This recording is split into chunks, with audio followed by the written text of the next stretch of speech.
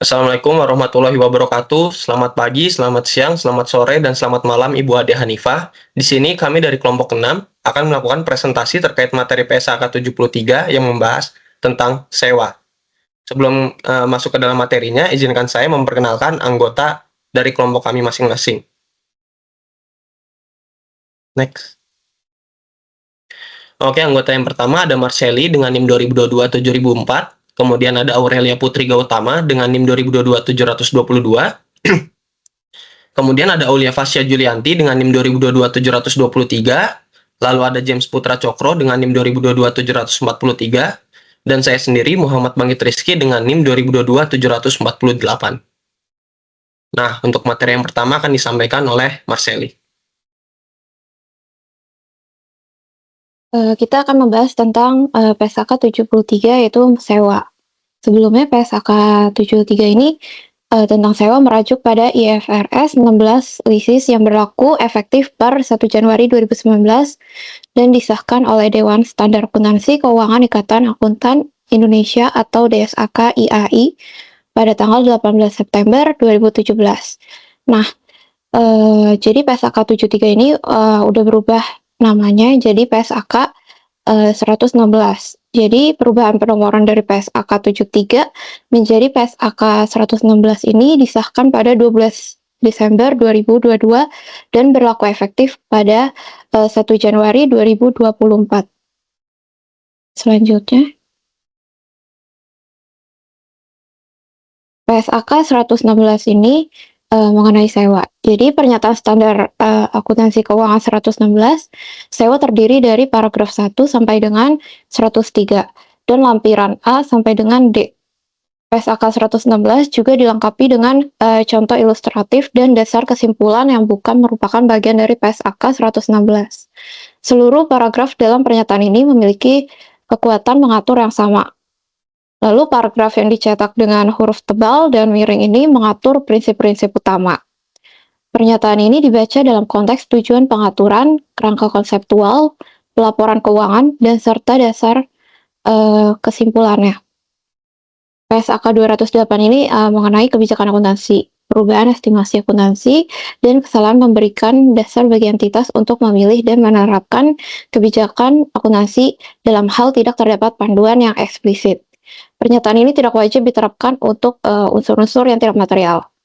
Nah, di PSAK tentang sewa ini ada tujuan ya. Yang pertama ini, pernyataan ini menetapkan prinsip pengakuan, pengukuran, penyajian, dan pengungkapan sewa untuk memastikan informasi yang relevan bagi pengguna laporan keuangan. Lalu yang kedua, entitas mempertimbangkan syarat dan ketentuan kontrak dan fakta relevan saat menerapkan PSAK 116 secara konsisten. Selanjutnya. Lalu ada ruang lingkup, jadi entitas menerapkan pernyataan ini untuk seluruh sewa, termasuk sewa aset, hak guna dalam subsewa, kecuali untuk yang pertama sewa dalam rangka eksplorasi atau penambangan mineral, minyak, gas alam, dan sumber daya serupa yang tidak dapat diperbarui. Sewa aset biologis dalam ruang lingkup PSAK 241 yaitu mengenai agrikultur yang dimiliki oleh penyewa. Lalu perjanjian konsensi jasa dalam ruang lingkup ISAK 112 yaitu perjanjian konsesi jasa. Lalu lisensi kekayaan intelektual yang diberikan oleh pesewa dalam ruang lingkup PSAK 115. Pendapatan dari kontrak dengan pelanggan. Dan yang terakhir ini ada hak yang dimiliki oleh penyewa dalam perjanjian lisensi dalam ruang lingkup PSAK 238 mengenai aset tak berwujud untuk item seperti film, rekaman video, karya panggung, manuskrip atau karya tulis, hak paten, dan hak cipta. Lalu ruang lingkup yang keempat itu ada penyewa bisa memilih untuk menerapkan PSAK 116 untuk sewa aset tak berwujud selain yang disebutkan di nomor 3 yang E. Lalu ada pengecualian pengakuan. Jadi yang pertama, penyewa dapat memilih untuk tidak menerapkan persyaratan dalam paragraf 22 sampai dengan 49 untuk sewa jangka pendek dan sewa aset pendasarannya bernilai rendah sebagaimana dideskripsikan dalam paragraf PP 03 sampai dengan PP 08. Lalu jika penyewa memilih untuk tidak menerapkan persyaratan dalam paragraf 22 sampai dengan 49, sewa jangka pendek dan bernilai rendah diakui sebagai beban berdasarkan garis lurus atau sistematik lainnya.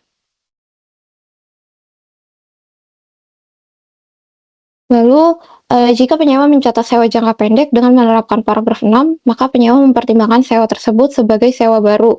Untuk tujuan pernyataan ini, jika terdapat modifikasi sewa atau terdapat perubahan masa sewa.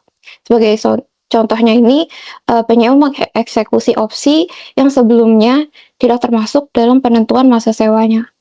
Lalu, pemilihan sewa jangka pendek berdasarkan kelas aset pendasar. Sedangkan sewa bernilai rendah bisa per sewa. Lalu, mengidentifikasi sewa. Pada tanggal insepsi kontrak, entitas menilai apakah kontrak merupakan atau mengandung sewa. Jangka waktu dapat berubah berupa jumlah penggunaan aset identifikasian. Penilaian ulang dilakukan hanya jika syarat dan ketentuan kontrak berubah. Lalu memisahkan komponen kontrak.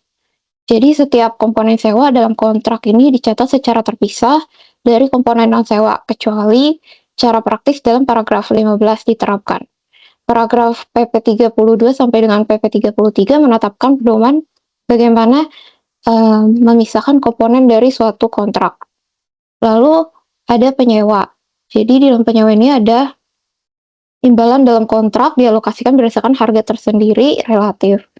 Lalu jika harga tersendiri tidak tersedia, penyewa ini mengestimasi dengan informasi yang dapat diobservasi. Lalu penyewa bisa memilih tidak memisahkan komponen non-sewa dari komponen sewa berdasarkan kelas aset pendasar. Penyewa tidak menerapkan cara praktis ini untuk derivatif melekat yang memenuhi kriteria dalam PSAK 109, yaitu mengenai instrumen keuangan paragraf 4.3.3. Kecuali cara praktis dalam paragraf 15 diterapkan, penyewa mencatat komponen non-sewa dengan menerapkan pernyataan yang relevan.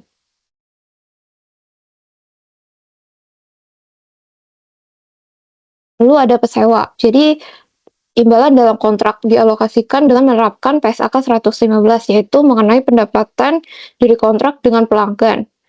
Ada di paragraf 73 sampai dengan 90. Lalu untuk mengenai masa sewa, entitas menentukan masa sewa sebagai periode sewa yang tidak dapat dibatalkan, dan juga periode yang dicakup oleh opsi untuk memperpanjang sewa jika penyewa cukup pasti untuk mengeksekusi opsi tersebut, dan periode yang dicakup oleh opsi untuk menghentikan sewa jika penyewa cukup pasti untuk tidak mengeksekusi opsi tersebut. Selanjutnya, menilai seluruh fakta dan insentif ekonomik untuk menentukan kepastian eksekusi opsi, sebagaimana dideskripsikan dalam paragraf PP 37 sampai dengan 40. Lalu, penyewa menilai kembali kepastian eksekusi opsi jika ada peristiwa signifikan atau perubahan kondisi yang berada dalam pengendalian penyewa dan mempengaruhi apakah penyewa cukup pasti untuk mengeksekusi opsi yang sebelumnya tidak termasuk dalam penentuan masa sewa, atau untuk tidak mengeksekusi opsi yang sebelumnya termasuk dalam penentuan masa sewa, sebagaimana dideskripsikan dalam paragraf PP 41.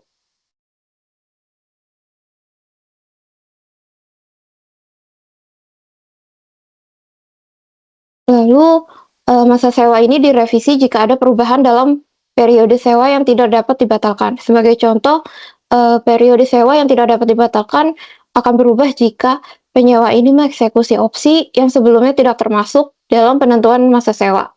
Lalu penyewa tidak mengeksekusi opsi yang sebelumnya termasuk dalam penentuan masa sewa. Terus, ada suatu peristiwa terjadi yang secara kontraktual mewajibkan penyewa ini untuk mengeksekusi opsi yang sebelumnya tidak termasuk dalam penentuan masa sewa, atau suatu peristiwa yang terjadi secara kontraktual yang membatasi penyewa untuk mengeksekusi opsi yang sebelumnya termasuk dalam penentuan masa sewa. Lalu ada penyewa, yaitu di bagian pengakuan. Pada tanggal permulaan ini, penyewa mengakui aset hak guna dan liability sewa. Kalau untuk pengukurannya atau pengukuran awalnya ini, dia pada tanggal permulaan, penyewa mengukur aset hak guna pada biaya perolehan. Lalu biaya perolehan aset ini meliputi jumlah pengukuran awal liability sewa sebagaimana dideskripsikan dalam paragraf 26. Pembayaran sewa yang dilakukan pada atau sebelum tanggal permulaan, dikurangi dengan intensif sewa yang diterima. Lalu biaya langsung awal yang dikeluarkan oleh penyewa, dan estimasi biaya yang akan dikeluarkan oleh penyewa dalam membongkar dan memindahkan aset pendasar, merestorasi tempat di mana aset berada atau merestorasi aset pendasar ke kondisi yang disyaratkan oleh syarat dan ketentuan sewa, kecuali biaya-biaya tersebut dikeluarkan untuk menghasilkan persediaan. Penyewa ini dikenai kewajiban atas biaya-biaya tersebut baik pada tanggal permulaan atau sebagai konsekuensi dari telah menggunakan aset pendasar selama periode tertentu. Lalu biaya pada yang tadi yang nomor 24D diakui sebagai bagian dari biaya perolehan aset hak guna. Penyewa mencatat biaya yang timbul akibat penggunaan aset hak guna untuk menghasilkan persediaan selama periode tertentu, sesuai dengan PSAK 202 mengenai persediaan. Kewajiban atas biaya tersebut diakui dan diukur sesuai dengan PSAK 237 mengenai provisi, liabilitas, kontingensi, atau aset kontingensi. Lalu selanjutnya pengukuran awal liabilities sewa, yaitu ada liabilitas sewa ini diukur pada nilai sekarang pembayaran sewa yang belum dibayar. Lalu pada tanggal permulaan ini pengukuran liability sewa mencakup pembayaran berikut untuk hak menggunakan aset pendasar yang belum dibayar. Pembayaran tetap termasuk pembayaran tetap secara substansi dikurangi piutang intensif sewa, pembayaran sewa variabel bergantung pada indeks atau suku bunga yang diukur pada tanggal permulaan. Lalu jumlah yang diperkirakan akan dibayarkan oleh penyewa dalam jaminan residual. Harga eksekusi opsi beli jika penyewa pasti akan mengeksekusi opsi tersebut. Dan yang terakhir, pembayaran penalti karena penghentian sewa. Jika masa sewa mencerminkan penyewa mengeksekusi opsi penghentian sewa. Lalu pembayaran sewa variabel yang bergantung pada indeks atau suku bunga sebagaimana dideskripsikan dalam paragraf nomor 27 bagian B. Lalu pengukuran selanjutnya. Jadi pengukuran selanjutnya ini untuk aset hak guna. Setelah tanggal permulaan, penyewa mengukur aset hak guna dengan menerapkan model biaya, kecuali entitas menerapkan model pengukuran lain yang dideskripsikan dalam paragraf 34 dan 35. Lalu selanjutnya ada model biaya. Jadi untuk menerapkan model biaya ini, penyewa mengukur aset hak guna pada biaya perolehan. Jadi biaya perolehannya itu dikurangi dengan akumulasi depresiasi dan akumulasi kerugian penurunan nilai, dan disesuaikan dengan pengukuran kembali liabilitas sewa yang ditetapkan dalam paragraf 36C. Lalu penyewa menerapkan persyaratan depresiasi dalam PSAK 216 mengenai aset tetap dalam mendepresiasi aset hak guna dengan mempertimbangkan persyaratan dalam paragraf 32. Di paragraf 32 ini ada jika sewa mengalihkan kepemilikan aset atau biaya perolehan merefleksikan opsi beli, aset hak guna didepresiasi hingga umur manfaat aset. Jika tidak, maka penyewa mendepresiasi aset hak guna dari tanggal permulaan hingga tanggal yang lebih awal, antara akhir umur manfaat aset hak guna atau akhir masa sewa. Lalu di PSAK 236 diterapkan untuk menentukan penurunan nilai aset hak guna. Selanjutnya, model pengukuran lain. Di model nilai wajar diterapkan jika PSAK 240 ini diterapkan untuk properti investasi. Lalu model revaluasi diterapkan jika PSAK 216 ini diterapkan untuk kelas aset tetap.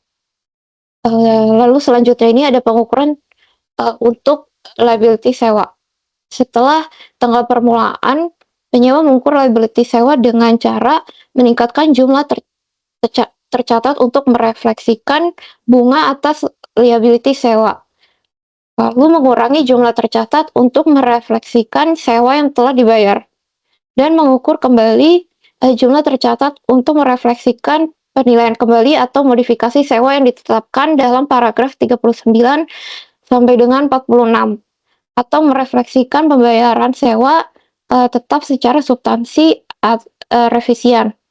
Bisa dilihat di paragraf yang tercantum. Lalu selanjutnya, jadi di paragraf 36 ini, liability sewa diukur dengan meningkatkan jumlah tercatat untuk bunga, mengurangi jumlah tercatat untuk pembayaran sewa, dan merefleksikan penilaian kembali atau modifikasi sewa. Bunga dihitung dengan suku bunga periodik yang konstan.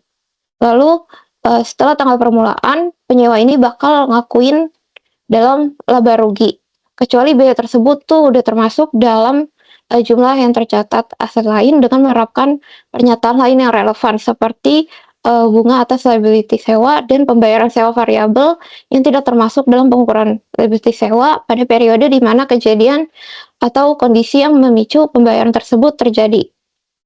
Lalu penilaian kembali liability sewa. Setelah tanggal permulaan, penyewa menerapkan paragraf yang tercantum di paragraf 40 sampai dengan 43, yaitu mengenai liability sewa diukur kembali untuk merefleksikan perubahan pembayaran sewa dan diakui sebagai penyesuaian terhadap aset hak guna. Lalu penyewa mengukur kembali liability sewa dengan mendiskontokan pembayaran sewa revisian menggunakan tingkat diskonto revisian jika terdapat perubahan masa sewa, sebagaimana dideskripsikan dalam paragraf 20 sampai dengan 21, yaitu penyewa menentukan pembayaran sewa revisian berdasarkan masa sewa revisian, atau terdapat perubahan pada penilaian atau opsi untuk membeli aset pendasar, dinilai dengan mempertimbangkan kejadian dan keadaan yang dideskripsikan dalam paragraf 20 atau 21 dalam konteks opsi beli. Lalu penyewa menentukan pembayaran sewa revisian untuk merefleksikan perubahan dalam jumlah terutang dalam opsi beli. Lalu dalam paragraf 40 itu penyewa menentukan tingkat diskonto revisian sebagai suku bunga implisit dalam sewa atau suku bunga pinjaman inkremental.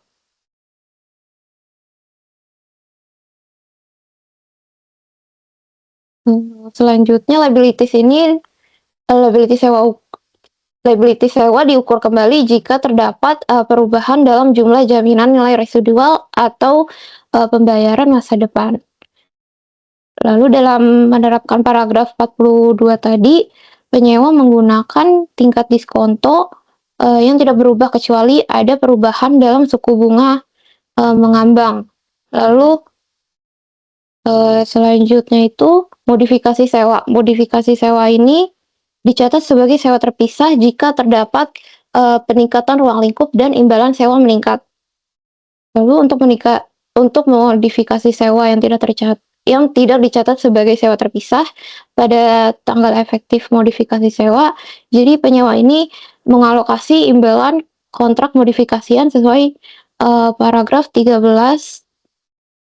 sampai dengan 16. Lalu menentukan masa sewa di sewa modifikasi sesuai dengan paragraf 18 sampai dengan 16 dan mengukur kembali liability sewa dengan mendiskontokan pembayaran sewa revisian menggunakan tingkat diskonto revisian. Jadi tingkat diskonto revisian ini tuh ditentukan sebagai suku bunga implisit dalam sewa untuk sisa masa sewa jika dapat ditentukan, atau suku bunga pinjaman inkremental penyewa pada tanggal efektif modifikasi kalau si suku bunga implisit dalam sewa itu tidak bisa ditentukan. Lalu untuk modifikasi sewa yang tidak dicatat sebagai sewa terpisah, penyewa mencatat pengukuran kembali liability sewa dengan cara menurunkan jumlah tercatat aset hak guna untuk merefleksikan penghentian parsial atau penuh sewa yang menurunkan ruang lingkup serta mengakui keuntungan atau kerugian terkait dalam laba rugi. Lalu bisa juga dengan membuat penyesuaian terkait dengan aset hak guna untuk modifikasi sewa lain. Lalu, di paragraf 46A, penyewa dapat memilih, untuk tidak menilai apakah konsesi sewa yang memenuhi paragraf 46B adalah modifikasi sewa, dan mencatat perubahan pembayaran sewa sesuai dengan PSAK 116 jika bukan modifikasi sewa. Lalu cara praktif dalam paragraf 46A ini berlaku untuk konsesi sewa akibat langsung pandemi COVID-19 jika terdapat perubahan pembayaran menghasilkan imbalan revisian yang sama atau kurang dari imbalan sewa sebelum perubahan. Lalu jika pengurangan pembayaran hanya mempengaruhi pembayaran yang jatuh tempo pada atau sebelum 30 Juni 2022. Dan jika tidak ada perubahan substantif pada syarat dan ketentuan sewa lainnya. Lalu penyajiannya ini, penyewa menyajikan dalam laporan posisi keuangan atau mengungkapkan dalam catatan atas laporan keuangan aset hak guna secara terpisah dari aset lainnya. Jika tidak, maka menyajikan hak aset guna dalam pos yang sama dengan aset mendasar serupa jika dimiliki, dan mengungkapkan pos yang mencakup aset hak guna tersebut. Lalu liability sewa secara terpisah dari liabilities lainnya. Jika tidak mengungkapkan pos yang mencakup liabilities tersebut. Lalu selanjutnya persyaratan dalam paragraf 47A ini tidak diterapkan pada aset hak guna yang memenuhi definisi properti investasi yang disajikan dalam laporan posisi keuangan sebagai properti investasi. Lalu dalam laporan laba rugi itu dalam laporan laba rugi dan penghasilan komprehensif lain, jadi penyewa ini menyajikan beban bunga dan liability sewa secara terpisah dari beban depresiasi aset hak guna. Jadi beban bunga ini merupakan komponen biaya keuangan yang harus disajikan secara terpisah sesuai dengan PSAK 201 di paragraf 82B. Lalu selanjutnya, di dalam laporan arus kas, penyewa ini mengklarifikasikan pembayaran kas ini untuk pokok liability sewa dalam aktivitas pendanaan. Lalu pembayaran kas untuk bunga liability sewa sesuai dengan PSAK 207 untuk pembayaran bunga. Dan pembayaran sewa jangka pendek, aset bernilai rendah, dan sewa variabel yang tidak termasuk dalam pengukuran liability sewa dalam aktivitas operasi. Lalu ada pengungkapan. Jadi tujuan pengungkapan ini tuh memberikan informasi yang relevan mengenai dampak sewa terhadap posisi keuangan, kinerja keuangan, dan arus kas penyewa. Jadi penyewa ini mengungkapkan informasi tentang sewanya dalam catatan atau bagian terpisah dalam laporan keuangan, tanpa perlu menduplikasi informasi yang telah disajikan di bagian lain, jika telah tercakup melalui referensi silang. Lalu penyewa mengungkapkan jumlah berikut untuk periode pelaporan, yaitu beban depresiasi aset hak guna berdasarkan pas aset, beban bunga atas liability sewa, beban sewa jangka pendek sesuai dengan paragraf 6. Jadi tidak termasuk beban sewa dengan masa 1 bulan atau kurang. Lalu beban sewa aset bernilai rendah sesuai paragraf 6. Tidak termasuk beban sewa jangka pendek untuk aset bernilai rendah di paragraf 53 bagian C. Lalu beban sewa variabel yang tidak termasuk dalam pengukuran liability sewa. Pendapatan dari mensubsewakan aset hak guna, total pengeluaran kas untuk sewa, penambahan aset hak guna, keuntungan atau kerugian dari transaksi jual dan sewa balik. Lalu jumlah tercatat aset hak guna pada akhir periode berdasarkan kelas aset. Lalu selanjutnya dibahas oleh teman saya.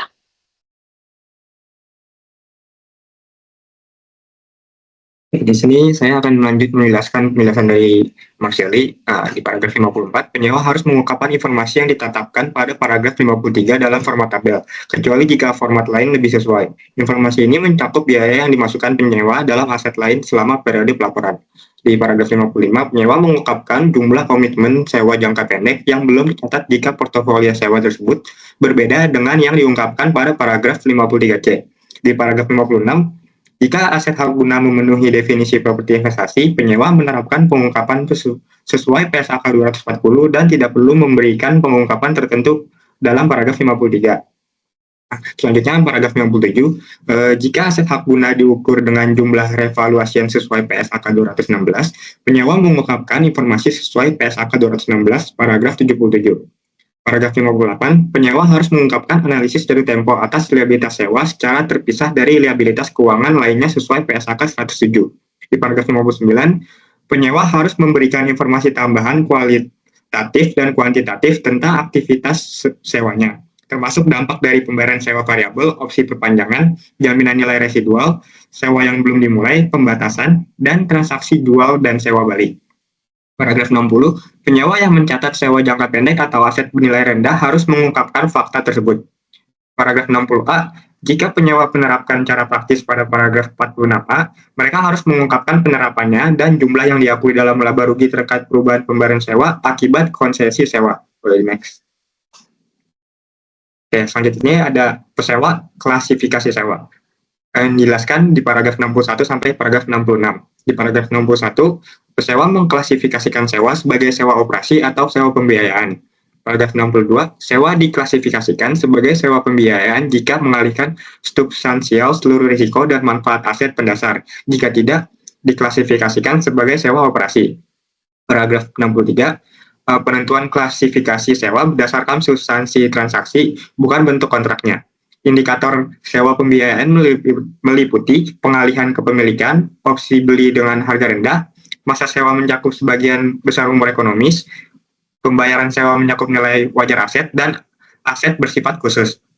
Selanjutnya paragraf 64, indikator tambahan sewa pembiayaan termasuk kerugian pembatalan ditanggung penyewa, fluktuasi nilai wajar residual terutang pada penyewa, dan kemampuan melanjutkan sewa dengan harga lebih rendah daripada pasar. Paragraf 65, indikator dalam paragraf 63-64 tidak selalu konklusif. Jika fitur lain menunjukkan risiko dan manfaat tidak dialihkan, sewa diklasifikasikan sebagai sewa operasi. Paragraf 66, klasifikasi sewa ditentukan pada tanggal insepsi dan hanya diubah jika ada modifikasi signifikan, perubahan estimasi umur ekonomis atau nilai residual, atau perubahan keadaan seperti gagal bayar dan tidak mengubah klasifikasi sewa. Nah, selanjutnya ada sewa pembiayaan, pengakuan dan pengukuran. Di paragraf 67, pada tanggal permulaan, pesewa mengakui aset yang dimiliki dalam sewa pembiayaan dalam laporan posisi keuangan dan menyajikannya sebagai piutang pada jumlah yang sama dengan investasi neto sewa. Pengukuran awal. Paragraf 68, pesewa mengukur investasi neto sewa menggunakan suku bunga implisit dalam sewa. Dalam kasus subsewa, suku bunga dapat disesuaikan dengan biaya langsung awal. Paragraf 69, biaya langsung awal dimasukkan dalam pengukuran awal investasi neto sewa dan mengurangi penghasilan yang diakui sepanjang masa sewa. Suku bunga implisit otomatis mencakup biaya langsung awal. Boleh next. Selanjutnya ada pengukuran awal pembayaran sewa termasuk investasi neto sewa. Yang dijelaskan di paragraf 70. Pada permulaan sewa, pembayaran sewa yang termasuk dalam investasi neto sewa meliputi pembayaran tetap, sewa variabel yang bergantung pada indeks atau suku bunga, jaminan nilai residual, harga eksekusi opsi beli, dan pembayaran penalti karena menghentikan sewa. Selanjutnya, pesewa pabrikan atau dealer. Paragraf 71, pada permulaan, pesewa pabrikan atau dealer mengakui pendapatan sebesar nilai wajar aset pendasar, biaya penjualan sebesar biaya perolehan dikurangi nilai residual tak terjamin, dan laba atau rugi penjualan sesuai kebijakan PSAK 115. Paragraf 72, pabrikan atau dealer sering menawarkan opsi pembelian atau penyewaan aset kepada pelanggan, dengan hasil sewa pembiayaan yang setara dengan laba atau rugi dari penjualan langsung aset tersebut. Paragraf 73, pabrikan atau dealer terkadang menggunakan suku bunga rendah untuk menarik pelanggan, yang dapat menyebabkan pengakuan penghasilan berlebih pada awal transaksi. Dalam hal ini, laba penjualan dibatasi sesuai bunga pasar. Kita paragraf 74, pabrikan atau dealer mengakui biaya terkait sewa pembiayaan pada awal transaksi, dan biaya ini dikecualikan dari investasi neto sewa karena terkait dengan penerimaan laba penjualan. Selanjutnya ada pengukuran selanjutnya. Paragraf 75, sewa mengakui penghasilan keuangan dengan masa sewa berdasarkan pola yang mencerminkan tingkat imbalan periodik yang konstan atas investasi neto sewa. Paragraf 76, sewa mengalokasikan penghasilan keuangan secara sistematis dan rasional sepanjang masa sewa, menerapkan pembayaran sewa untuk mengurangi pokok dan penghasilan keuangan yang belum diterima. Paragraf 77, Pesewa menerapkan penghentian pengakuan dan penurunan nilai PS sesuai PSAK 109 pada investasi neto sewa meninjau ulang nilai residual tak terjamin secara reguler. Paragraf 78, pesewa mengklasifikasikan aset dalam sewa pembiayaan sebagai dikuasai untuk dijual, mencatat aset tersebut sesuai dengan PSAK 105. Boleh di next. Oke, selanjutnya ini ada modifikasi sewa. Paragraf 79, pesewa mencatat modifikasi sewa pembiayaan sebagai sewa terpisah jika termodifikasi meningkatkan ruang lingkup sewa dan imbalan meningkat sesuai harga tersendiri. Paragraf 80, untuk modifikasi sewa pembiayaan yang tidak dicatat sebagai sewa terpisah, pesewa mencatat modifikasi sebagai sewa baru atau menerapkan PSAK 109. Selanjutnya ada sewa operasi, pengakuan, dan pengukuran.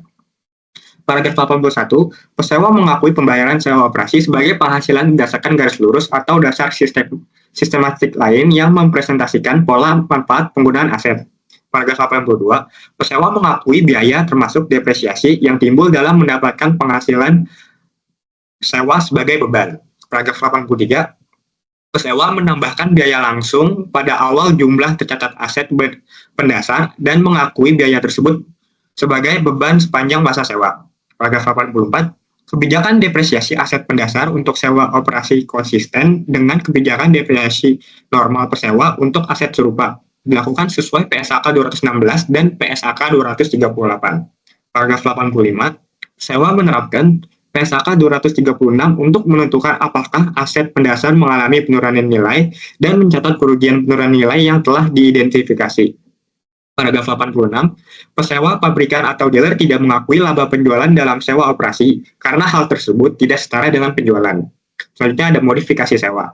Paragraf 87, pesewa mencatat modifikasi sewa operasi sebagai sewa baru sejak tanggal efektif modifikasi dengan mempertimbangkan pembayaran sewa terkait sewa asli. Paragraf 88, pesewa menyajikan aset pendasar sewa operasi dalam laporan posisi keuangan sesuai dengan sifat aset tersebut.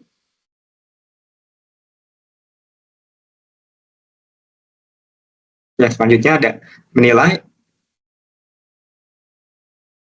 ada pengungkapan. Nah, di paragraf 89, tujuan pengungkapan adalah memberikan informasi agar pengguna laporan keuangan dapat menilai dampak sewa terhadap posisi keuangan, kinerja, dan arus kas pesewa. Paragraf 90, pesewa mengungkapkan jumlah tertentu terkait sewa pembiayaan dan sewa operasi untuk periode pelaporan. Paragraf 91, pengungkapan dalam bentuk tabel lebih tepat untuk menyajikan informasi yang diperlukan. Paragraf 92, pesewa memberikan informasi tambahan kualitatif dan kuantitatif mengenai aktivitas sewa untuk memenuhi tujuan pengungkapan. Selanjutnya ada sewa pembiayaan. Paragraf 93, pesewa memberikan penjelasan kualitatif dan kuantitatif atas perubahan signifikan pada investasi neto dalam sewa pembiayaan. Paragraf 94, pesewa mengungkapkan analisis jatuh tempo piutang pembayaran sewa, termasuk rekonsiliasi dengan investasi neto sewa. Paragraf 95, pesewa menerapkan persyaratan pengungkapan PSAK 216 untuk item aset tetap yang merupakan sewa operasi. Paragraf 96, pesewa menerapkan persyaratan pengungkapkan dalam PSAK 240, PSAK 238, PSAK 236, dan PSAK 241 untuk aset yang merupakan sewa operasi. Paragraf 97, pesewa mengungkapkan analisis jatuh tempo pembayaran sewa yang menunjukkan pembayaran sewa yang tidak didiskontokan. Selanjutnya ada transaksi jual dan sewa balik.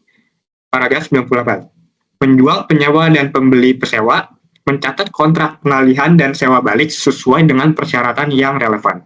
Boleh di next.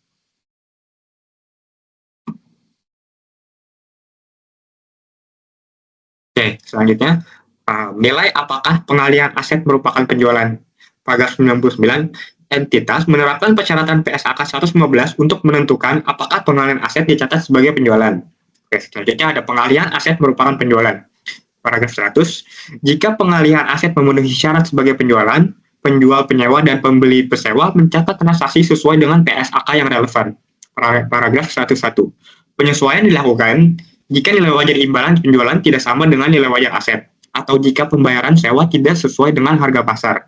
102, penyesuaian diukur dengan berdasarkan mana yang lebih tepat ditentukan antara selisih nilai wajar imbalan penjualan dan aset atau selisih nilai sekarang pembayaran sewa.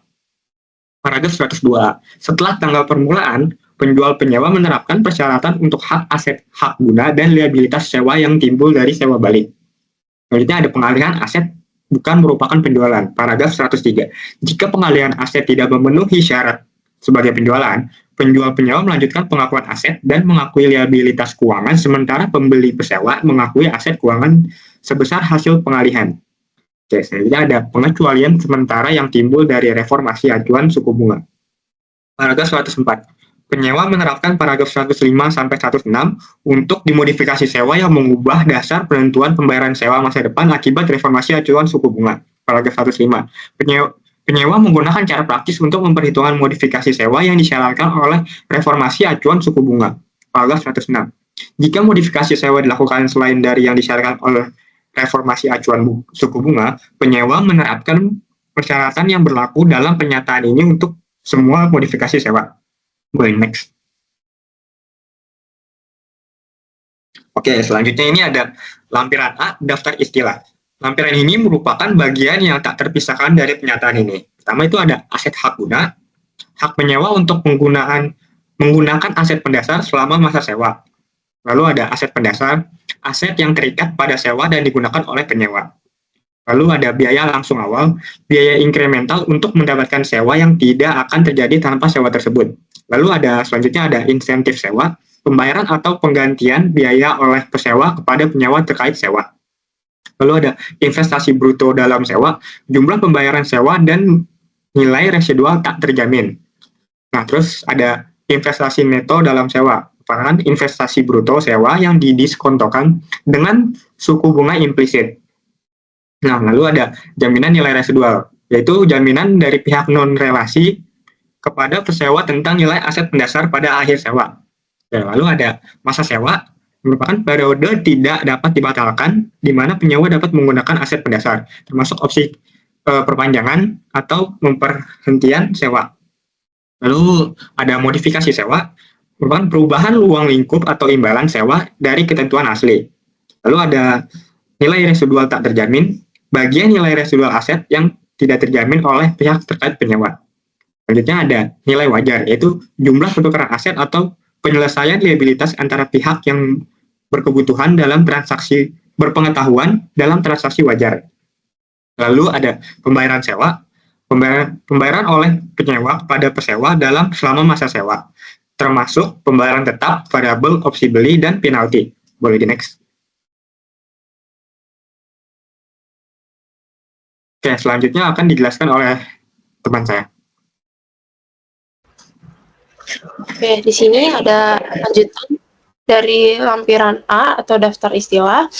Selanjutnya ada pembayaran tetap. Pembayaran tetap adalah pembayaran dari penyewa kepada pesewa atas hak untuk menggunakan aset selama masa sewa. Nah, pembayaran tetap ini tidak termasuk pembayaran sewa variabel. Penyewa atau lisi, yang seperti yang kita tahu, lisi adalah pihak yang menyewa suatu aset. Sedangkan di sini ada lesor atau pesewa. Nah, di sini adalah pihak yang memiliki aset untuk disewakan. Selanjutnya ada sewa. Sewa ini adalah kontrak atau bagian dari kontrak yang memberikan hak untuk menggunakan aset selama suatu jangka waktu untuk dipetukarkan dengan imbalan. Selanjutnya ada sewa jangka pendek. Nah, sewa jangka pendek ini adalah sewa yang masa sewanya tuh 12 bulan atau kurang. Selanjutnya ada sewa operasi. Ini sewa yang tidak mengalihkan secara substansial seluruh resiko dan manfaat yang terkait dengan kepemilikan aset pendasar. Sedangkan sewa pembiayaan ini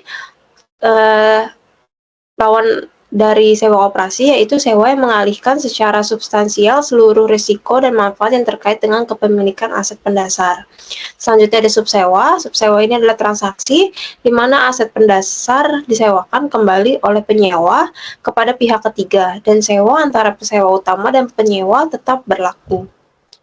Boleh di next. Nah, selanjutnya ada suku bunga implisit dalam sewa. Nah, ini adalah suku bunga yang mengakibatkan nilai sekarang. A, pembayaran sewa, dan B, nilai residual tak terjamin sama dengan jumlah nilai wajar aset pendasar dan biaya langsung awal pesewa. Selanjutnya, suku bunga pinjaman inkremental penyewa itu merupakan suku bunga yang dibayar penyewa untuk meminjam dana guna memperoleh aset serupa dalam kondisi ekonomi yang sama. Selanjutnya ada tanggal efektif modifikasi, itu merupakan tanggal di mana kedua pihak setuju untuk memodifikasi sewa. Selanjutnya ada tanggal inspeksi sewa, yaitu tanggal yang lebih awal antara perjanjian sewa dan tanggal komitmen oleh para pihak berdasarkan syarat dan kondisi pokok sewa. Selanjutnya ada tanggal permulaan sewa atau commencement date, itu tanggal di mana pesewa menyediakan aset pendasar untuk digunakan oleh penyewa. Selanjutnya ada umur ekonomik, ini adalah periode atau jumlah produksi di mana aset diharapkan dapat digunakan secara ekonomis oleh si pengguna. Selanjutnya pembayaran sewa opsional, ini merupakan pembayaran penyewa kepada pesewa atas hak menggunakan aset selama periode opsi perpanjangan atau pengakhiran sewa yang tidak termasuk dalam masa sewa. Boleh di next. Nah, selanjutnya masih di lampiran A, itu ada pembayaran sewa variabel. Nah, ini adalah bagian pembayaran penyewa kepada pesewa selama masa sewa yang berubah karena perubahan fakta atau keadaan setelah tanggal awal selain dari berlalunya waktu. Penghasilan keuangan yang belum diterima, perbedaan antara yang pertama investasi bruto dalam sewa dan yang kedua investasi neto dalam sewa. Dan terakhir ada periode penggunaan, itu merupakan total jangka waktu di mana aset digunakan untuk memenuhi kontrak dengan pelanggan, termasuk jangka waktu tidak berurutan. Nah, selanjutnya itu ada lampiran B, yaitu pedoman penerapan. Nah, yang pertama ada penerapan portofolio. Nah, di PP 01 ini pada PSAK 116 atau PSAK 73 membahas tentang fleksibilitas dalam menerapkan prinsip akuntansi untuk sewa. Secara khusus, entitas dapat memilih untuk menerapkan prinsip ini untuk portofolio sewa yang memiliki karakteristik serupa, asalkan entitas dapat memperkirakan dengan rasional bahwa dampaknya pada laporan keuangan tidak akan berbeda secara signifikan jika dibandingkan dengan menerapkannya secara terpisah untuk setiap sewa dalam portofolio tersebut. Dalam penerapan untuk portofolio, entitas harus menggunakan estimasi dan asumsi yang mencerminkan ukuran dan komposisi portofolio tersebut. Ini memungkinkan entitas untuk mengelola dan melaporkan sewa dengan efisiensi tanpa mengorbankan keakuratan dan relevansi informasi keuangan yang disajikan. Boleh di next. Nah, selanjutnya yang kedua itu ada kombinasi kontrak. Dalam PP 02, ini menjelaskan bahwa entitas dapat menggabungkan dua kontrak atau lebih menjadi satu kontrak tunggal dalam laporan keuangannya jika memenuhi salah satu dari kriteria berikut. Yang A, kontrak-kontrak tersebut dinegosiasikan sebagai satu paket dengan tujuan komersial yang tidak dapat dipahami tanpa mempertimbangkan kontrak tersebut secara keseluruhan. Yang B, jumlah imbalan yang akan dibayarkan pada satu kontrak bergantung pada harga atau kinerja kontrak lainnya, atau yang C, untuk menggunakan aset pendasar yang diberikan dalam kontrak atau beberapa hak untuk menggunakan aset pendasar yang diberikan dalam setiap kontrak, membentuk komponen sewa tunggal sebagaimana dijelaskan dalam paragraf PP 32 nanti. Boleh di next. Selanjutnya ada pengecualian pengakuan sewa di mana aset pendasar bernilai rendah. Nah, PSAK 73 memberikan pengecualian untuk tidak mengakui sewa sebagai aset dan kewajiban jika sewa tersebut terkait dengan aset pendasar yang memiliki nilai rendah. Hal ini bertujuan untuk mengurangi beban administratif dan kompleksitas akuntansi untuk sewa aset yang memiliki nilai rendah, sehingga entitas tidak perlu melaporkan sewa tersebut dalam laporan keuangannya. Nah, pada PP 05 dapat dilihat aset mendasar dapat bernilai rendah hanya jika yang pertama, penyewa mendapat manfaat dari penggunaan aset pendasar secara terpisah atau bersamaan dengan sumber daya lain yang telah tersedia untuk penyewa, dan yang B, aset pendasar tidak memiliki ketergantungan yang tinggi atau memiliki interrelasi yang tinggi dengan aset lain. Boleh di next.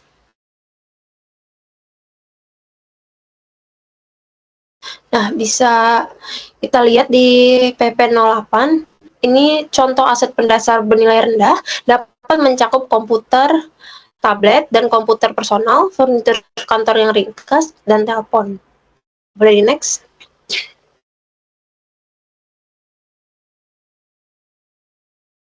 Selanjutnya ada mengidentifikasi sewa.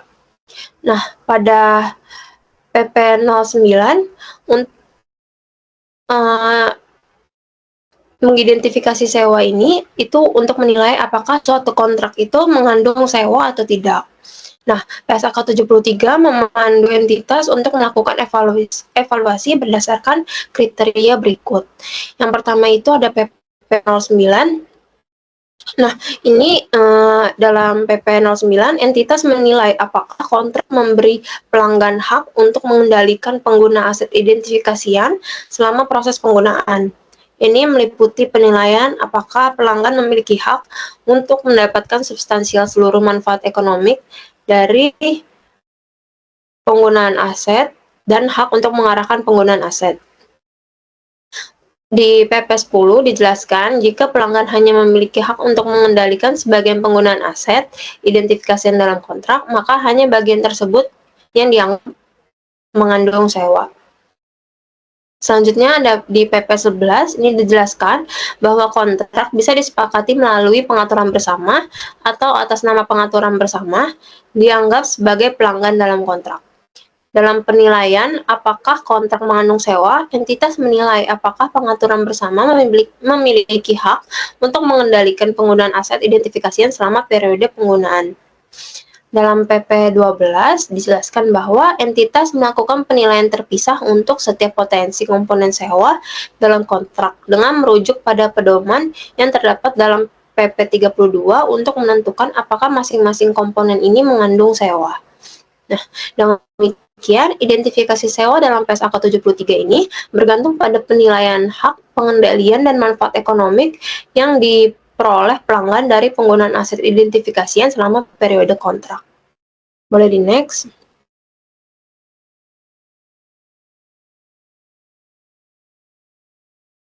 Nah, selanjutnya ada aset identifikasian. Dalam PP 13, aset diidentifikasi secara eksplisit atau implisit dalam kontrak. Bagian kapasitas aset dapat dianggap sebagai aset identifikasian jika secara fisik dapat dibedakan. Nah, ini di sini ada hak substitusi substantif. Pada PP 14 ini dijelaskan bahwa hak substitusi pemasok untuk mengganti aset identifikasian tidak menghalangi pelanggan dari hak pengendalian jika dua kondisi terpenuhi. Yang pertama, pemasok memiliki kemampuan praktis untuk mensubstitusi aset alternatif, dan yang kedua, pemasok akan mendapatkan manfaat ekonomi dari substitusi tersebut. Nah, dalam PP 15, jika pemasok hanya dapat mengganti aset pada atau setelah tanggal tertentu atau peristiwa tertentu, maka hak substitusi tersebut tidak dianggap substantif karena pemasok tidak memiliki kemampuan praktis untuk mengganti aset selama periode penggunaan. Boleh di next? Nah, masih di hak substitusi substantif, pada PP 16, ini kita mengevaluasi apakah hak substitusi pemasok bersifat substansif dilakukan berdasarkan kondisi pada saat kontrak dibuat, dengan mengecualikan pertimbangan atas kejadian masa depan yang dianggap tidak mungkin terjadi pada saat itu. Nah, contoh kejadian masa depan yang tidak mungkin terjadi itu yang pertama, pelanggan masa depan setuju membayar di atas harga pasar, yang B, teknologi baru yang belum dikembangkan, yang C, perbedaan besar dalam penggunaan atau kinerja aset, dan yang D, perbedaan besar dalam harga pasar aset. Dalam PP 17, biaya substitusi umumnya lebih tinggi jika aset berada di tempat pelanggan daripada jika berada di tempat pemasok, yang dapat melebihi manfaat dari substitusi aset. Pada PP 18 dijelaskan bahwa hak atau kewajiban pemasok untuk mengganti aset demi perbaikan, pemeliharaan, atau peningkatan teknis tidak menghalangi pelanggaran memiliki hak atas aset tersebut. Boleh di next?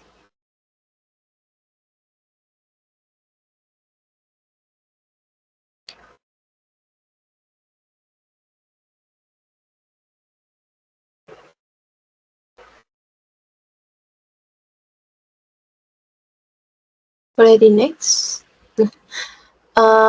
Selanjutnya masih di hak substantif di PP 19, jika pelanggan tidak dapat menentukan apakah pemasok memiliki hak substitusi substantif, maka pelanggan menganggap bahwa hak substitusi tersebut tidak bersifat substantif. Selanjutnya ada di bagian aset dalam PP 20. Nah, bagian kapasitas aset ini dianggap sebagai aset identifikasian jika dapat dibedakan secara fisik, kecuali bagian tersebut secara substansial mewakili seluruh kapasitas aset. Nah, dapat dibedakan secara fisik ini misalnya lantai gedung, dan tidak dapat dibedakan secara fisik misalnya kapasitas kabel fiber optik. Nah, selanjutnya ada hak untuk mendapatkan manfaat ekonomik dari penggunaan. Dalam PP 21 menjelaskan bahwa untuk menilai apakah pelanggan memiliki hak untuk mengendalikan penggunaan aset identifikasian, pelanggan harus memiliki hak untuk mendapatkan secara substansial seluruh manfaat ekonomik dari penggunaan aset tersebut selama periode penggunaan. Manfaat ekonomik ini dapat berupa penggunaan langsung atau tidak langsung dari aset, termasuk pendapatan atau manfaat ekonomi lainnya yang dapat diperoleh dari transaksi dengan pihak ketiga. Nah, dalam PP 22 dijelaskan bahwa dalam menilai hak pelanggan untuk mendapatkan manfaat ekonomik entitas harus mempertimbangkan lingkungan hak penggunaan aset yang diatur dalam kontrak. Misalnya, jika kontrak membatasi penggunaan aset hanya untuk wilayah atau batasan tertentu, manfaat ekonomik yang dinilai hanya mencakup wilayah atau batasan tertentu. Boleh di next.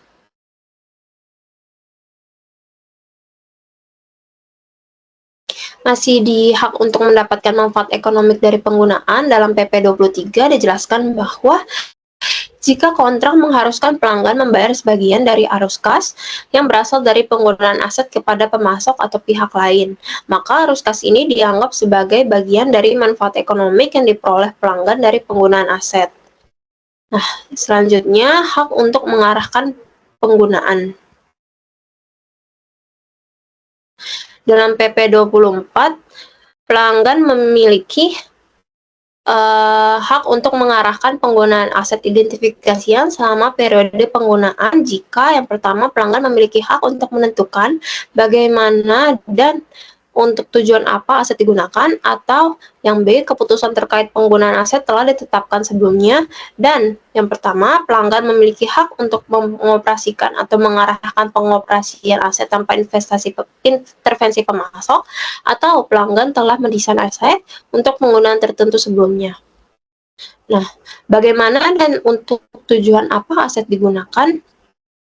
Pada PP 25 dinyatakan bahwa pelanggan memiliki hak untuk mengarahkan bagaimana dan untuk tujuan apa aset digunakan selama periode sewa jika mereka dapat mengubah penggunaan aset sesuai dengan syarat kontrak mereka.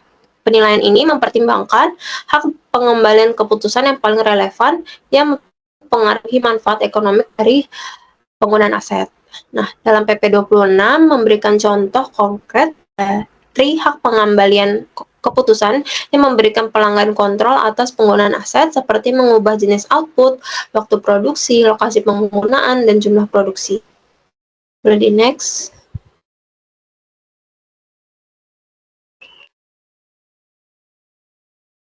Nah, di PP 27 dijelaskan bahwa tidak semua hak pengembalian keputusan memberikan pelanggan kontrol penuh atas penggunaan aset.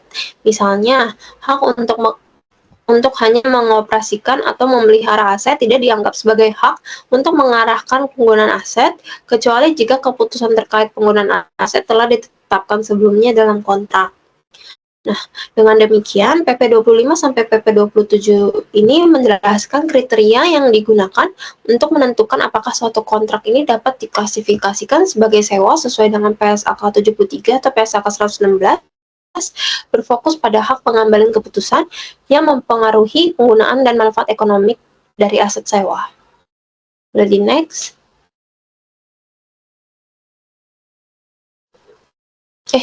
Maaf, boleh sebelumnya.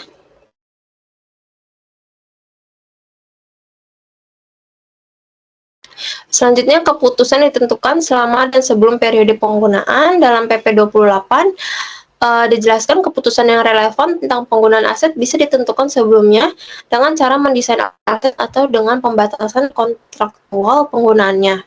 Dalam PP 29 menyatakan bahwa entitas hanya mempertimbangkan hak pelanggan untuk mengambil keputusan tentang penggunaan aset selama periode penggunaan, kecuali jika pelanggan telah mendesain aset sebelumnya seperti yang dijelaskan dalam PP 24 yang B nomor 2.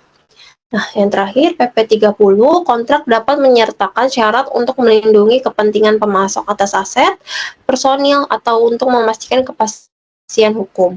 Contoh hak protektif meliputi yang pertama, menetapkan jumlah maksimum penggunaan atau batasan waktu aset. Yang kedua, mensyaratkan praktik operasi khusus atau yang ketiga, meminta informasi perubahan penggunaan aset. Nah, hak protektif ini mengatur ruang lingkup penggunaan aset oleh pelanggan tanpa membatasi hak mereka untuk mengarahkan penggunaan aset secara terpisah. Boleh di next. Nah, selanjutnya di sini ada PP 31. Nah, diagram alur ini dapat membantu entitas dalam membuat penilaian apakah kontrak merupakan atau mengandung sewa. Nah, pertanyaan pertama, apakah terdapat aset identifikasian dalam kontrak tersebut? Jika tidak, maka kontrak tersebut tidak mengandung sewa. Nah, jika ada aset identifikasian, pertanyaan selanjutnya adalah apakah pelanggan memiliki untuk mendapatkan secara substansial seluruh manfaat ekonomik dari penggunaan aset selama periode penggunaan. Nah, jika tidak, maka kontrak tersebut itu tidak mengandung sewa. Nah, jika iya, maka dilanjutkan ke pertanyaan berikutnya. Apakah pelanggan, pemasok, atau pihak lain memiliki hak untuk mengarahkan bagaimana dan untuk tujuan apa aset tersebut digunakan selama periode penggunaan? Jika iya, maka kontrak tersebut itu mengandung sewa. Jika tidak, pertanyaan selanjutnya adalah apakah pelanggan memiliki hak untuk mengoperasikan aset tersebut selama periode penggunaan dan pemasok tidak memiliki hak untuk mengubah instruksi operasi. Jika ya, maka kontrak tersebut itu mengandung sewa. Dan jika tidak, pertanyaan terakhir adalah apakah pelanggan mendesain aset dengan sedemikian rupa sehingga menetapkan bagaimana dan untuk tujuan apa aset tersebut akan digunakan selama periode penggunaan. Jika iya, maka kontrak mengandung sewa, dan jika tidak, maka kontrak tidak mengandung sewa.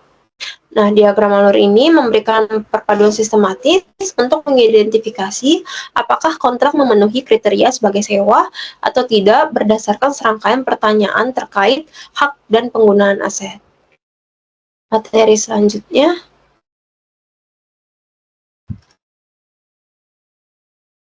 akan dijelaskan oleh teman saya.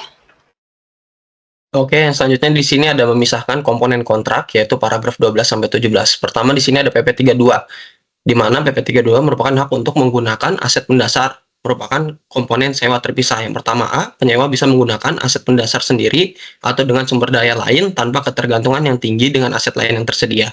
Kemudian yang B, aset pendasar tidak memiliki ketergantungan atau interrelasi yang tinggi dengan aset lain dalam kontrak.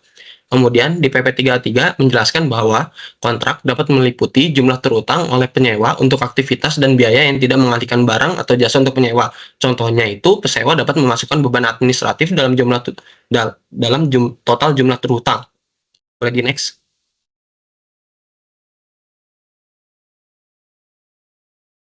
Kemudian di sini ada masalah sewa terkait paragraf 18 sampai 21.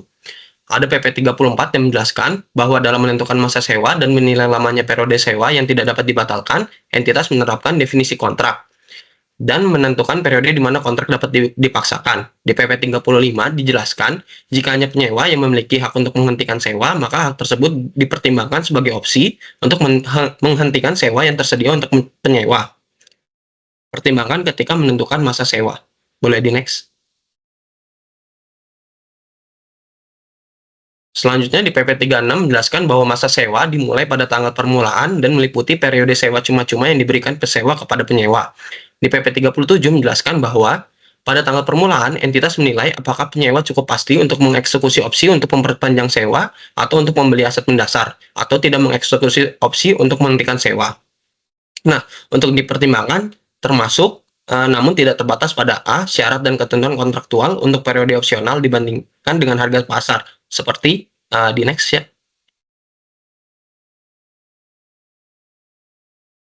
Nah, seperti yang pertama ada jumlah pembayaran sewa pada periode opsional, yaitu jumlah pembayaran sewa variabel atau pembayaran kontingensi lainnya seperti pembayaran yang dihasilkan dari denda pemberhentian dan jaminan nilai residual. Dan yang ketiga ada syarat dan ketentuan bahwa setiap opsi yang dapat dieksekusi setelah periode opsional awal.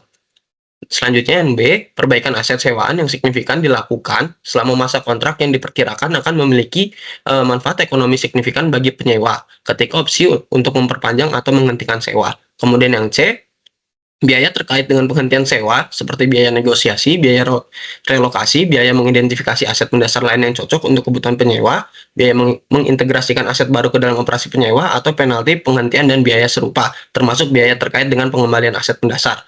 Boleh di next ya.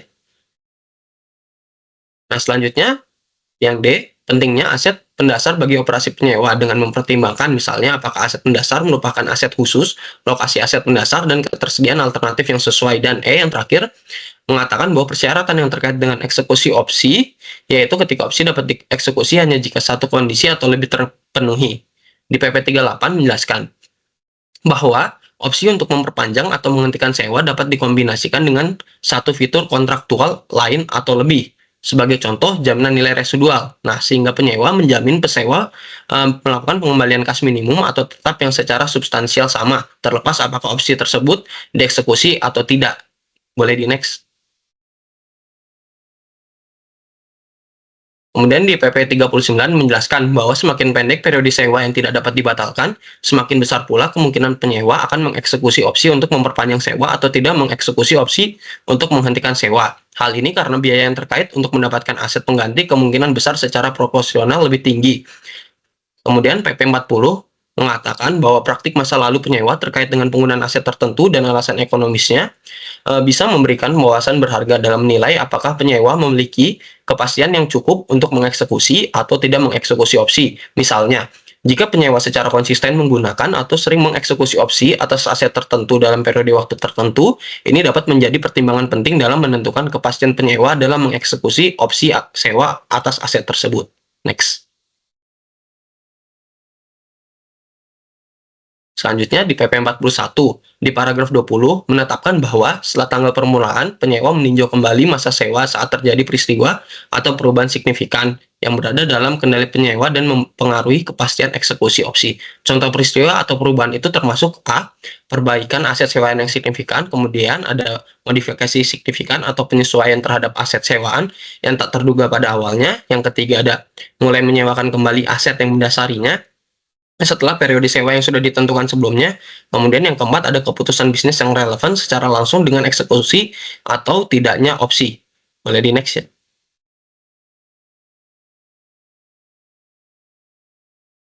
Selanjutnya PP 42 menjelaskan bahwa pembayaran sewa termasuk pembayaran tetap secara substansi yang pada dasarnya tidak dapat dihindarkan meskipun dapat memiliki variabilitas dalam bentuknya. Contoh, pembayaran sewa tetap secara substansi termasuk pembayaran yang awalnya diatur sebagai variabel, tetapi pada kenyataannya tidak memiliki variabilitas yang nyata, seperti pembayaran terkait operasionalitas aset. Yang kedua, ada lebih dari satu set pembayaran yang bisa dilakukan, tetapi hanya satu set yang realistis. Nah, dalam kasus ini itu yang realistis dianggap sebagai pembayaran sewa. Kemudian yang ketiga, ada lebih dari satu set pembayaran yang realistis, tetapi penyewa harus memilih setidaknya satu. Nah, dalam kasus ini, entitas mempertimbangkan gabungan set pembayaran dengan jumlah terendah sebagai pembayaran sewa. Next. Selanjutnya, di keterlibatan penyewa dengan aset dasar sebelum tanggal mulai. Terkait biaya penyewa, terkait dengan konstruksi atau desain aset mendasar. Di PP 43 menjelaskan, entitas bisa menegosiasikan sewa sebelum aset tersedia, terutama jika aset perlu dibangun atau didesain ulang terlebih dahulu. Penyewa mungkin harus membayar biaya terkait. Di PP 44 mengatakan jika penyewa membayar biaya pembangunan atau perancangan aset, biaya tersebut dicatat sesuai standar lain, namun biaya tersebut tidak termasuk dalam pembayaran sewa yang dihitung terpisah. Next.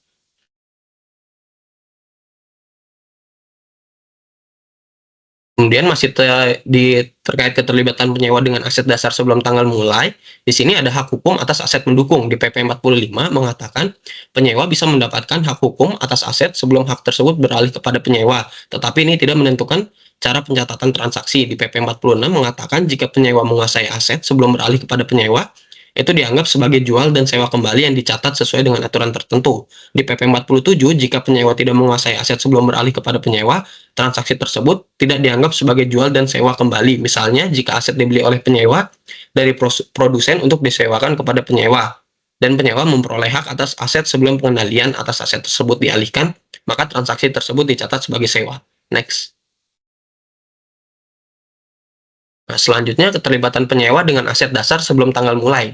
Yang pertama ini terkait pengungkapan penyewa, paragraf 59. Di PP 48, penyewa mempertimbangkan relevansi dan kejelasan informasi tambahan terkait aktivitas sewa seperti fleksibilitas, pembatasan, sensitivitas, informasi, exposure risiko, dan penyimpangan praktik industri. Di PP 49, informasi tambahan tentang pembayaran sewa variabel mencakup alasan, besaran relatif, variabel kunci, dan dampak operasional, serta keuangan. Misalnya, informasi tambahan bisa menjelaskan alasan dibalik keputusan penyewa untuk menerapkan pembayaran sewa. PP 50, informasi tambahan tentang opsi perpanjangan atau penghentian mencakup alasan, besaran pembayaran, eksekusi, dan dampak operasional serta keuangan. Sebagai contohnya, informasi tambahan dapat mencakup analisis mengenai alasan penyewa memilih untuk memperpanjang sewa berdasarkan kelayakan ekonomi.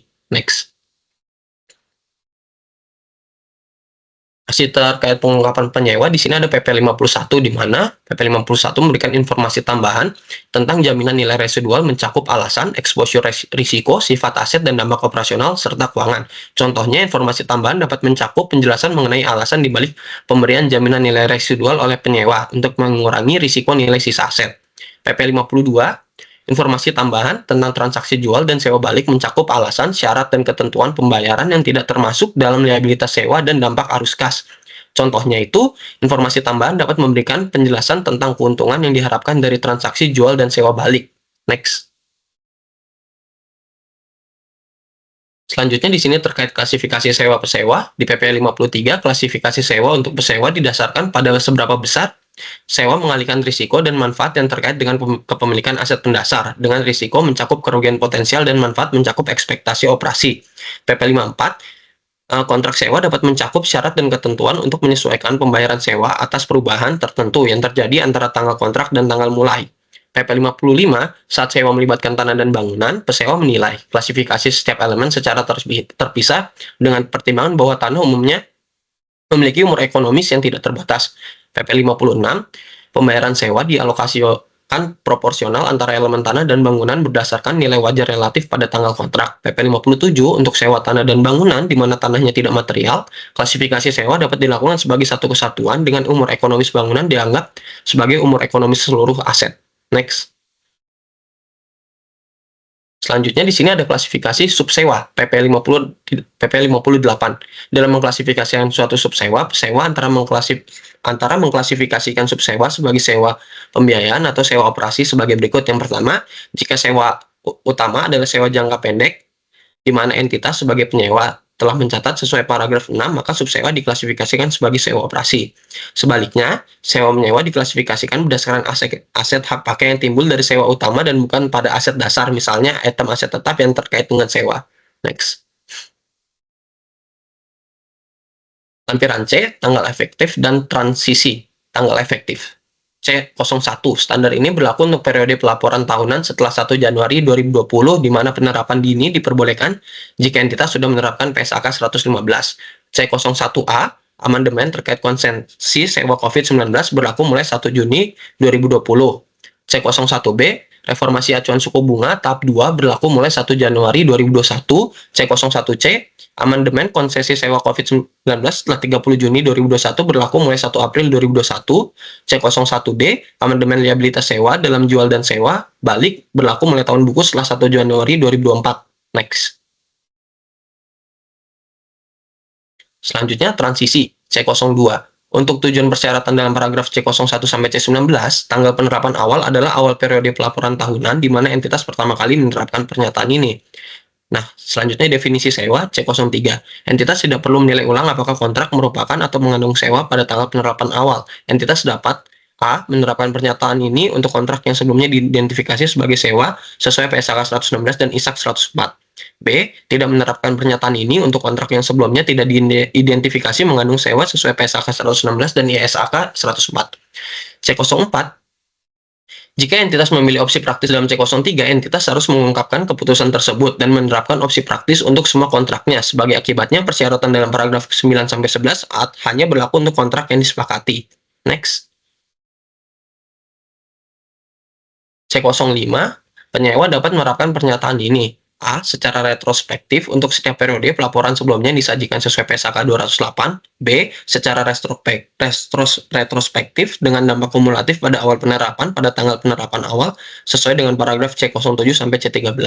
C06, penyewa harus konsisten dalam menerapkan pilihan yang diambil sesuai dengan paragraf C05 untuk semua sewanya. C07, jika penyewa membeli opsi dalam paragraf C05B, penyewa tidak menyajikan ulang informasi komparatif. Sebagai gantinya, dampak kumulatif awal penerapan pernyataan ini diakui sebagai penyesuaian pada saldo awal laba. Next. Selanjutnya, di lampiran C, terkait sewa yang sebelumnya diklasifikasikan sebagai sewa operasi. Di C08 menjelaskan jika penyewa menerapkan pernyataan ini sesuai C05B, pertama, mengakui liabilitas sewa pada tanggal penerapan awal dengan nilai sekarang dari sisa pembayaran sewa diskontokan dengan suku bunga pinjaman incremental. Kedua, mengakui aset hak guna pada tanggal penerapan awal.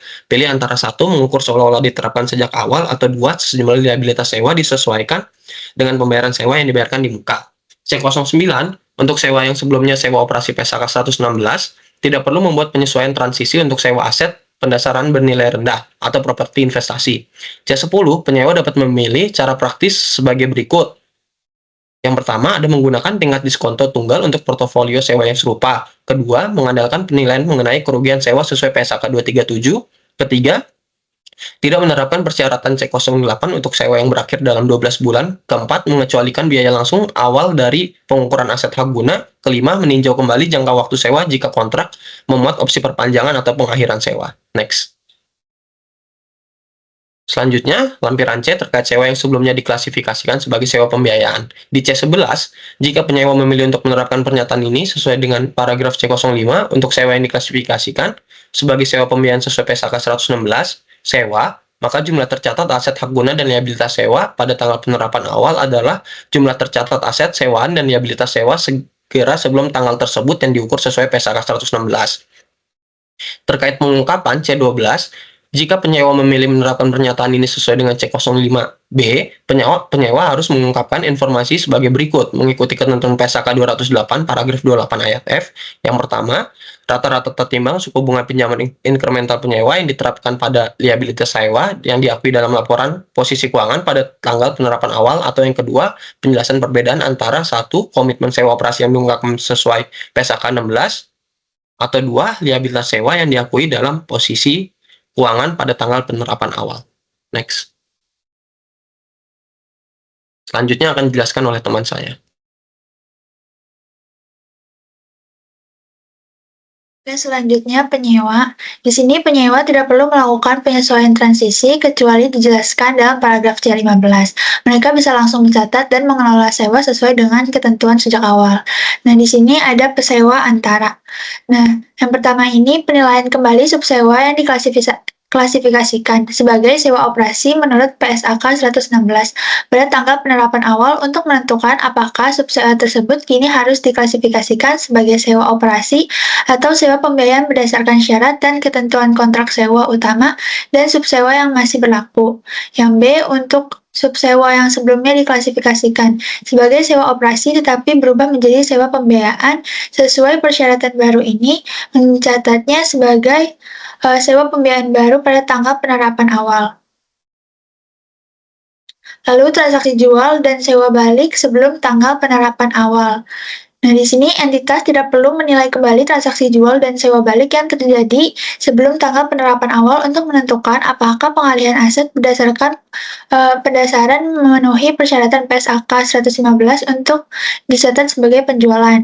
Nah, di C17 ini, jika transaksi jual dan sewa balik dicatat sebagai penjualan dan sewa pembiayaan sesuai PSAK 116 sewa, maka penyewa mencatat sewa balik dengan cara yang sama seperti mencatat sewa pembiayaan lainnya. A. Yang terjadi pada tanggal penerapan awal dan lanjut mengamortisasi setiap keuntungan penjualan selama masa sewa. Lalu jika pada transaksi jual dan sewa balik dicatat sebagai penjualan dan sewa operasi sesuai PSAK 116, maka penjualan sewa mencatat sewa balik dengan cara yang sama seperti mencatat sewa operasi lainnya yang terjadi pada tanggal penerapan awal, dan menyesuaikan aset hak guna sewa balik untuk setiap keuntungan atau kerugian tangguhan yang terkait dengan persyaratan luaran pasar yang diakui dalam laporan posisi keuangan segera sebelum tanggal penerapan awal. Nah, ada jumlah yang sebelumnya diakui dalam kombinasi bisnis. Jika penyewa memiliki aset atau liabilities terkait sewa operasi dari kombinasi bisnis sesuai PSAK 13, penyewa harus menghentikan pengakuan aset atau liabilities tersebut untuk menyesuaikan jumlah aset hak guna pada tanggal penerapan awal. Lalu ada referensi pada PSAK 19 atau instrumen keuangan. Jika entitas menerapkan penyataan ini namun belum menerapkan PSAK 19, maka setiap referensi terhadap PSAK 19 dalam pernyataan ini mengacu pada PSAK 239, yaitu instrumen keuangan pengakuan pengukuran. Lalu konsesi sewa terkait COVID-19 untuk pesewa. Nah, di sini penyewa itu menerapkan konsesi sewa terkait COVID-19 secara retrospektif dan menyesuaikan saldo laba awal atau komponen ekuitas lainnya pada awal periode pelaporan tahunan saat pertama kali menerapkan amandemen ini. Dalam periode pelaporan di mana penyewa pertama kali menerapkan konsesi sewa terkait COVID-19, penyewa tidak disyaratkan untuk mengungkapkan informasi yang disyaratkan oleh PSAK 208 paragraf 28F. Nah, di sini penyewa menerapkan konsesi sewa terkait COVID-19 setelah 30 Juni 2021 secara retrospektif dan menyesuaikan saldo laba awal atau komponen ekuitas lainnya pada awal periode pelaporan tahunan saat pertama kali menerapkan amandemen ini. Pada periode pertama penerapan, penyewa tidak perlu mengungkapkan informasi yang disyaratkan oleh PSAK 208 paragraf 28F. Penyewa juga harus konsisten menerapkan cara praktis dalam paragraf 46A untuk semua kontrak dengan karakteristik dan keadaan serupa.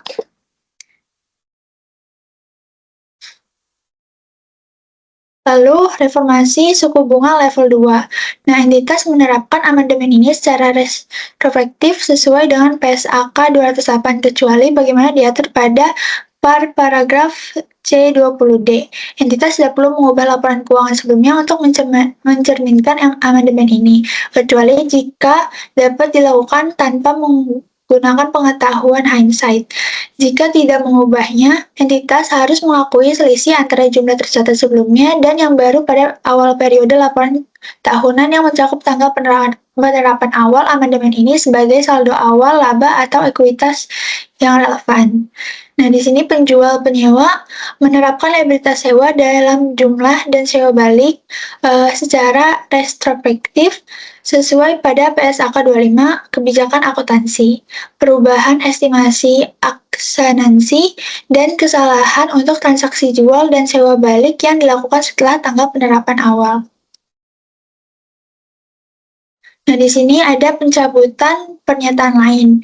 Pernyataan ini menggantikan pernyataan dan interpretasi sebagai berikut.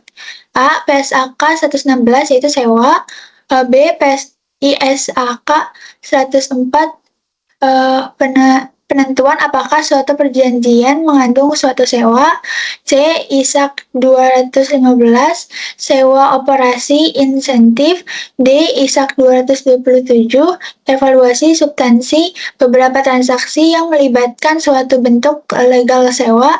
E. ISAK 215, hak atas tanah. Lalu di sini ada contoh terkait transaksi jual dan sewa balik dengan pembayaran tetap dan di atas harga pasar. Nah, di sini ada detail transaksi. Jadi penyewa menjual bangunan seharga 2 juta yang nilai tercatat 1 juta dan menyepakati sewa balik selama 18 tahun dengan pembayaran tahunan 120.000. Pembeli penyewa mengakui bangunan sebagai aset dan pembayaran sewa sebagai liabilitas. Pengukuran dan pengakuan. Di sini ada nilai wajar bangunan pada tanggal penjualan sebesar 1.800.000. Nah, penyesuaian selisih harga jual dan nilai wajar sebesar 200.000 diakui sebagai pembayaran tambahan sesuai PSAK 73. Lalu ada suku bunga implisit 4,5% per tahun dengan nilai sekarang dari pembayaran tahunan 1.459.200. Nah, di sini ada jurnal penyesuaian penjualan penyewaan aset hak guna dicatat sebagai sebesar 699.555, mengakui keuntungannya 240.355 dari hak yang dialihkan. Lalu ada pembeli penyewa, ada bangunan 1.800.000, aset keuangan 200.000, kas 2 juta, mengakui sewa tahunan dengan pembayaran sewa 16.447 dan bunga 103.553. Kesimpulannya, transaksi ini menggambarkan bagaimana penjual penyewa dan pembeli pesewa mencatat transaksi jual dan sewa balik. Penjual penyewa mencatat keuntungan yang relevan dan aset hak guna, sementara pembeli dan pesewa mencatat bangunan dan aset keuangan serta mengakui pembayaran tahunan sebagai sewa dan bunga. Penjelasan ini berdasarkan interpretasi dari teks tersebut. Lalu ada dasar kesimpulan. Dasar kesimpulan berikut melengkapi, namun bukan merupakan bagian dari PSAK 116 sewa. Nah, di sini ada DSAK IAI yang mengesahkan PSAK 116 sewa pada 18 September 2017. PSAK ini mengatur akuntansi untuk transaksi sewa mengikuti IFRS 16 leases dari IASB. Ini mencerminkan pertimbangan dan deliberasi IASB terhadap masalah akuntansi dalam transaksi sewa, termasuk yang terkecuali dari ruang lingkup PSAK 116. Nah, di sini ada pencabutan ISAK 25, hak atas tanah. Nah, di sini ada DK 01 sampai DK 10. Jadi, PSAK 116 sewa dan IFRS 16. DSAK mengesahkan PSAK 116 pada 18 September 2017 mengadopsi IFRS 16 isi dari IASB. Nah, di sini PSAK 116 mengatur perlakuan akuntansi untuk transaksi sewa dengan pengecualian untuk kasus tertentu di luar lingkupnya. Lalu ada pertimbangan atas transaksi yang tidak mengalihkan hak legal atas tanah. Nah, di sini memperhatikan panduan terkait perbedaan klasifikasi transaksi sebagai sewa atau pembelian aset, terutama terkait dengan kontrak yang tidak mengalihkan hak legal atas tanah. Dalam konteks hak atas tanah di Indonesia yang sebelumnya diatur dalam ISAK 327, DSAK menganggap pentingnya untuk memasukkan pertimbangan ini dalam dasar kesimpulan PSAK 116.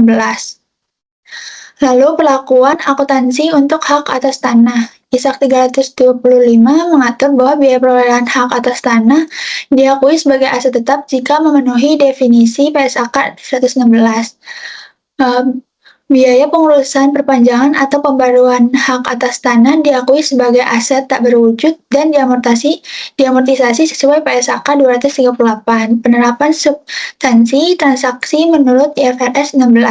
Nah, di IFRS 16 ini menekankan substansi transaksi lebih dari bentuk legalnya untuk menentukan apakah transaksi merupakan pembelian aset tetap atau sewa. Nah, DSAK menggunakan panduan IFRS 15 untuk menentukan pengendalian aset dalam konteks hak atas tanah di Indonesia. Pencabutan ISAK 325. DSAK memutuskan untuk mencabut ISAK 325 karena ingin mengurangi perbedaan antara SAK Indonesia dan IFRS standar terkait hak atas tanah. Lalu di sini ada panduan tambahan dalam dasar kesimpulan PSAK 116. DSAK ingin mencantumkan pertimbangan dari basis for conclusion IFRS 16 dalam dasar kesimpulan PSAK 116 untuk memberikan panduan tambahan dalam menghadapi masalah akuntansi terkait hak atas tanah di Indonesia. Komitmen untuk konsistensi akuntansi. Di sini DSAK itu berkomitmen untuk mengurangi perbedaan antara SAK Indonesia dan IFRS standar dalam pemberlakuan akuntansi, terutama terkait hak atas tanah. Perlakuan akuntansi berdasarkan jenis hak atas tanah. Nah, di sini entitas perlu menganalisis jenis hak atas tanah yang dimilikinya untuk menentukan perlakuan akuntansi yang tepat. Jika entitas memiliki pengendalian substansial atas aset tanah, maka diterapkan PSAK 16 untuk aset tetap. Sedangkan jika hanya menerapkan hak untuk menggunakan diterapkan PSAK 116 untuk sewa. Nah, pilihan model biaya untuk pengukuran tanah. Jika suatu transaksi secara substansi menyerupai pembelian tanah, maka tanah dianggap memiliki umur manfaat tidak terbatas dan tidak didepresiasi berdasarkan PSAK 216. Nah, di sini ada pengecualian pengakuan sewa. DSAK mempertahankan pengecualian untuk pengakuan sewa jangka pendek dan sewa dengan aset pendasar bernilai rendah dalam PSAK 116. Mereka menganggap bahwa menerapkan seluruh pengakuan PSAK 116 pada jenis sewa ini tidak sebanding dengan manfaatnya dibandingkan dengan biaya lainnya. Lalu ada sewa jangka pendek. Entitas harus mempertimbangkan definisi sewa jangka pendek dalam PSAK 116 yang mencakup sewa dengan durasi maksimal 12 bulan.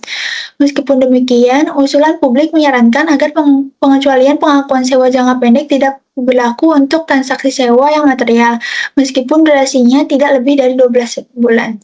Jika entitas memilih untuk tidak mengakui sewa jangka pendek, mereka wajib mengungkapkan biaya sewa terkait dalam laporan keuangan sesuai dengan PSAK 116 paragraf 54C yang mencatat pembayaran sewa yang tidak dimasukkan dalam liabilitas sewa. Lalu ada sewa aset bernilai rendah. DSAK mempertimbangkan namun tidak secara eksplisit menyertakan batasan pengakuan untuk sewa dengan aset pendasar bernilai rendah dari IFRS 16 dalam PSAK 116. Mereka yakin pedoman dan contoh ilustratif dalam PSAK 116 itu sudah cukup dan jelas bagi entitas, meskipun ada usaha publik untuk menambahkan batasan kuantitatif. DSAK memutuskan untuk tetap mempertahankan kesimpulan mereka tanpa mengadopsi perubahan tersebut. Lalu memisahkan komponen sewa dan non-sewa. Nah, di sini ada D16 sampai D22. Opsi tidak memisahkan komponen non-sewa pada PSAK 116 paragraf 15. Nah, DSAK mempertahankan opsi ini untuk mengurangi biaya dan kompleksitas bagi penyewa meskipun tidak sepenuhnya sesuai dengan prinsip representasi tepat. Lalu ada amandemen konsesi sewa COVID-19 PSAK 116 paragraf DK 18 sampai 20. Nah, di sini DSAK mengesahkan amandemen ini mengikuti IFRS 16 amandemen terkait COVID-19 dengan mempertimbangkan relevansinya dalam transaksi di Indonesia. Pada cara praktis dalam menangani konsesi pembayaran sewa, di sini DSAK mendukung perluasan secara praktis terkait konsesi pembayaran sewa setelah tahun 2020 sesuai dengan amandemen to IFRS 16 dengan batas waktu hingga 1 Juni 2021. Nah, di sini persyaratan pengungkapan terkait cara praktis. DSAK ini mendukung penambahan pengungkapan terkait penerapan cara praktis dalam PSAK 116 untuk meningkatkan transparansi dampaknya terhadap kinerja keuangan entitas, penolakan opsi cara praktis untuk penyewa. Di sini DSAK menolak usulan agar penyewa tidak menerapkan opsi dalam praktis sebagaimana dijelaskan pada paragraf 46A, sejalan dengan keputusan IASB untuk menjaga koherensi informasi keuangan. Sekian presentasi dari kelompok kami, kurang lebihnya mohon maaf. Terima kasih. Thanks for watching.